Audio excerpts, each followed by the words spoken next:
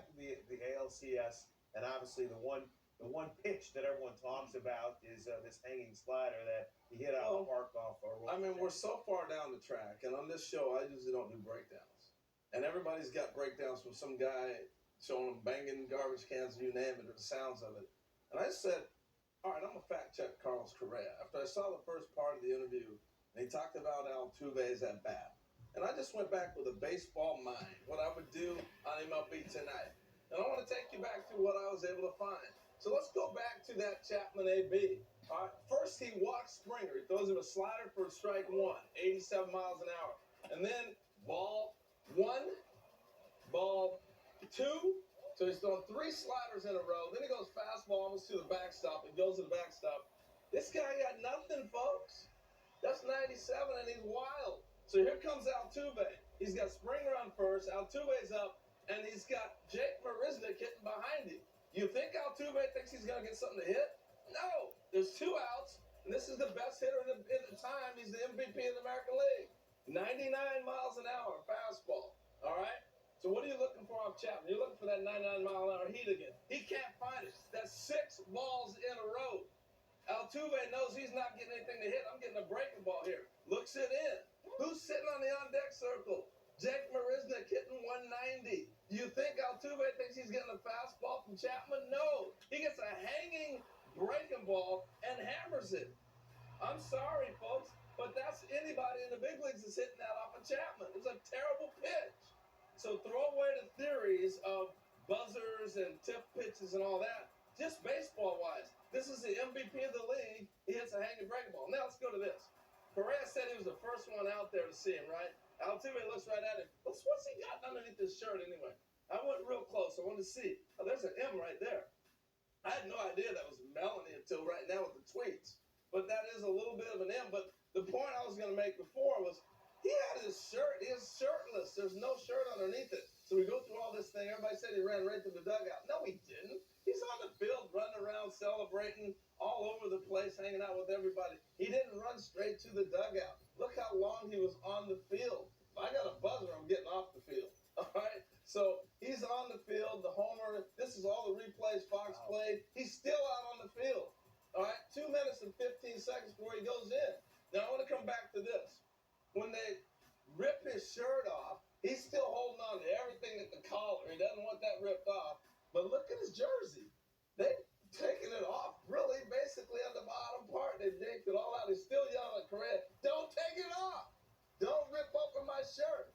But when he comes out of the scrum, he's got the whole jersey pulled out in the back and in the front and on the side.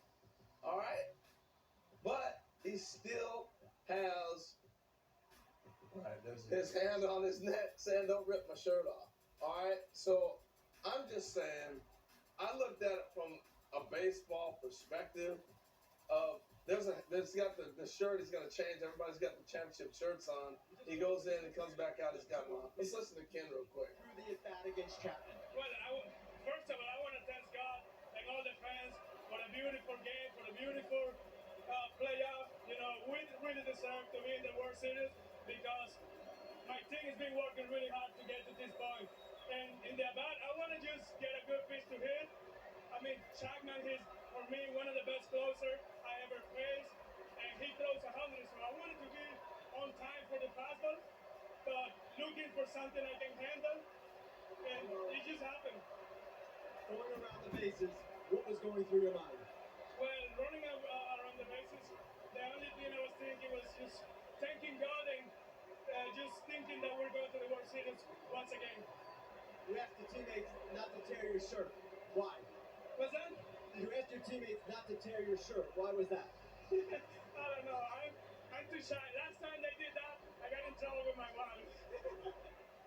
This is long before we thought about theories and everything else. Ken asked that question. But I want to go back to what Altuve said with the pitch.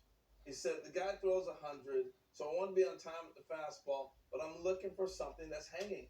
I'm sorry, folks, but that's how you hit in the big leagues.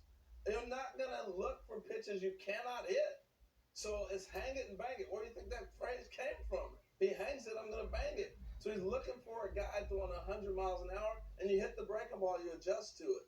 We've had this narrative in baseball with the last 5 or 6 years or 10 years or whatever, where people think the only way you hit a breaking ball is you're looking for it. I never looked for a breaking ball my whole career. We asked Derek Jeter, who has 3,000 some hits, when he was here for the Hall of Fame a couple weeks ago, what did you look for? He said, I look for a fastball, even off a knuckleballer. His whole career. That's how you're taught to hit if you're going to hit for a high average. This guy hit 340 that year. All right, I'm just saying, from a baseball perspective, there's some people who don't want signs. I was going down the conspiracy theory of the buzzer.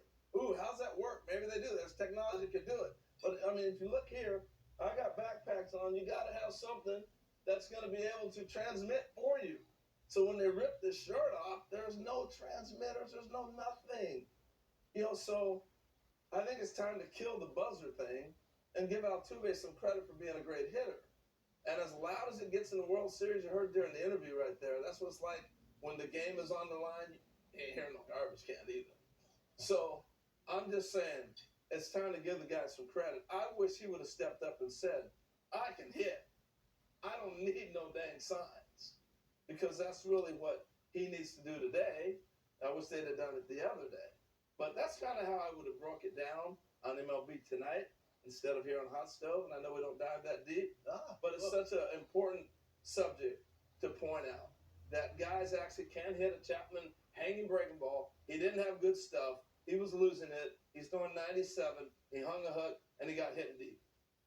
Sorry.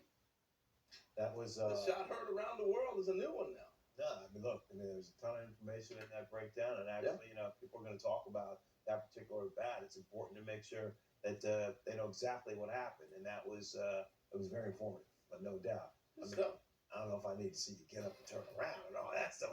I got the point, you know. Show the backpack. I got you. Back and back. All right, we'll talk something other than the